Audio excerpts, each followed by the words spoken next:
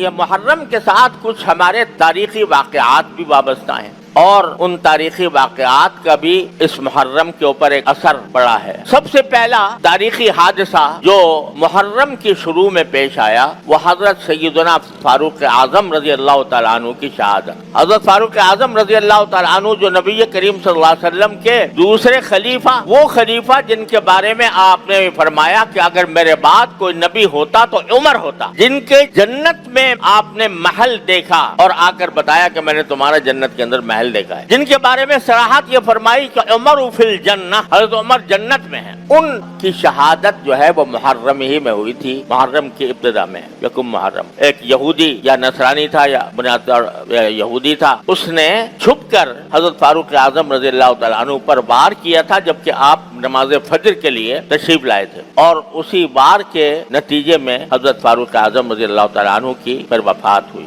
یہ افسوسناک اور اندوہناک اور ملت کے لیے عظیم سانحہ وہ اسی محرم میں پیش آیا۔ پھر دوسرا عظیم سانحہ جو خاص عاشورہ میں پیش آیا وہ سیدنا حسین رضی اللہ تعالیٰ عنہ کی شہادت۔ نبی کریم سرور عالم صلی اللہ علیہ وسلم کے نواسے، جن کو آپ نے جنت کا ریحان قرار دیا، جنت کا پھول قرار دیا، جن کے بارے میں آپ نے فرمایا کہ اہل جنت کے نوجوانوں کے سردار ہوں گے، اور جن کی ساتھ آپ نے محبت کرتے ہوئے فرمایا کہ اللہ میں ان سے محبت کرتا ہوں، جو ان سے محبت کرے اللہ آپ بھی اس سے محبت کریں، وہ سیدنا حسین رضی اللہ تعالیٰ عنہ۔ وہ اسی عاشورہ کے دن ظالمانہ طور پر ان کو شہید کیا گیا، وہ شہید مظلوم بنے اسی عاشورہ کے دن، اور اس کی وجہ سے یہ بھی ایک فضیلت ہے حضرت حسین رضی اللہ تعالیٰ عنہ کی کہ اللہ تعالیٰ نے ان کی شہادت کے لیے عاشورہ کا دن منتخب فرمایا، جو ایک مبارک دن تھا۔ بعض لوگ سمجھتے ہیں کہ عاشورہ کی جو فضیلت ہے یا اس کا جو تقدس ہے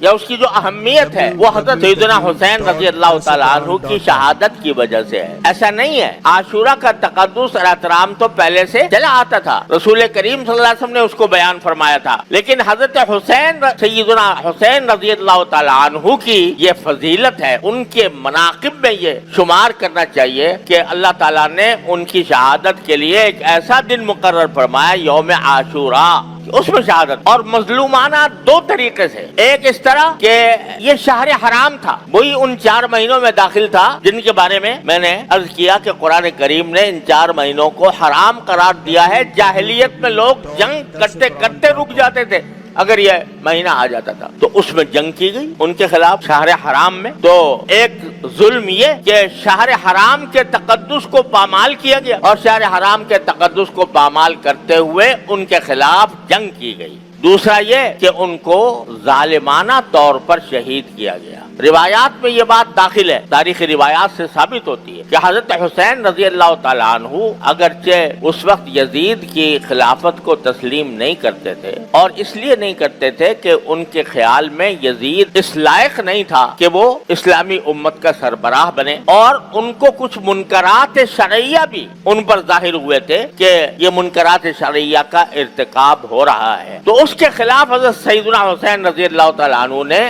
یہ سفر کیا تھا۔ لیکن جب ان کا محاصرہ کر لیا گیا اور ان کو آگے بڑھنے سے روک دیا گیا، تو اس وقت حضرت سیدنا حسین رضی اللہ تعالیٰ عنہ نے یہ فرمایا تھا کہ میں جنگ کرنے کے لیے نہیں آیا، میں ایک اس بات پر احتجاج کرنے کے لیے آیا ہوں کہ ایک ناجائز حکمران کو حکمران بنا لیا گیا۔ لیکن یہ بھی شریعت کا چونکہ حکم ہے کہ اگر کوئی ناجائز طور پر حکمران بن جائے، اس کا اقتدار قائم ہو جائے، تو پھر اس کو مجبوری کے طور پر قبول کیا جاتا ہے جب تک کہ اس کو ہٹانے کا کوئی طریقہ ممکن نہ ہو۔ تو اس لیے بعض روایات میں آتا ہے کہ انہوں نے یہ پیشکش بھی کی تھی کہ میں خود یزید سے گفتگو کرنے کے لیے تیار ہوں، لیکن اس سب کے باوجود یزید نے جس کو گورنر بنایا ہوا تھا عبید اللہ بن زیاد، وہ حضرت حسین رضی اللہ تعالیٰ عنہ سے بات چیت پر آمادہ نہیں تھا، اور اس نے جنگ ٹھان لی اور ان اہل بیت کے اس قافلے پر اس نے حملہ کیا۔ نہ صرف حملہ کیا، دریائے فرات جو قریب بہتا تھا، دریائے فرات کا پانی ساری دنیا کو سیراب کرتا تھا، اس کا راستہ بند کر دیا تاکہ ان کو پانی نہ ملے۔ تو یہ ساری ظالمانہ حرکتیں عبید اللہ بن زیاد نے کی، اور پھر یزید نے اس کے اوپر کوئی उसके खिलाफ कोई कार्रवाई भी नहीं की। इसलिए हजरत हुसैन रज़ी अल्लाह तआला अन्हु की शहादत मजलूमाना शहादत थी। उनके खिलाफ जो कार्रवाई थी वो जालिमाना कार्रवाई, और उस जालिमाना कार्रवाई की वजह से हजरत हुसैन रज़ी अल्लाह तआला अन्हु की शहादत का वो अलमनाक सानेहा पेश आया, जिस पर जितना गम का इजहार किया जाए कम है। लेकिन हजरत हुसैन की शहादत उनकी मनक़बत है, उनकी फजीलत है कि अल्लाह तबारक व तआला ने उनके लिए मरना तो हर एक को होता है, लेकिन एक तो शहादत की मौत अता फरमाई, और शहादत की मौत भी मुहर्रम के आशूरा में 10वीं तारीख को मुकर्रर फरमाई। तो ये फजीलत है हजरत सैयदना हुसैन रज़ियल्लाहु अन्हु। सोशल मीडिया पर सबसे कदीम और सबसे रिलायबल ब्रांड दरस-ए-कुरान.com।